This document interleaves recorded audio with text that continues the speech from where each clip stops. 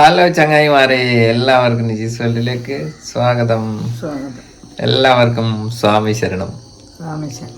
നമ്മളെ മണ്ഡലമാസത്തെ അമ്പലദർശനം നല്ല അതിഗംഭീരമായി മുന്നോട്ട് പോകുന്നുണ്ട്. നിങ്ങളെയൊക്കെ പ്രാർത്ഥനയും സപ്പോർട്ടും കൊണ്ട് നമ്മൾ ഇന്ന് പോകാൻ പോകുന്ന അമ്പലം പൂവത്തൂർ അമ്പലമാണ് കേട്ടോ ചങ്ങായിമാരെ. പൂവത്തൂർ അമ്പലത്തിന് ദർശനം നടത്താനാണ് നമ്മൾ പോകുന്നത്. അവിടുത്തെ കാര്യങ്ങളൊന്നും അറിയില്ല. ആരെങ്കിലും ഉണ്ടെങ്കിൽ എപ്പം പറയുന്ന പോലെ തന്നെ നമുക്ക് അവരോട് ചോദിച്ച് മനസ്സിലാക്കാം. അമ്മ പോയിട്ടുണ്ടാ?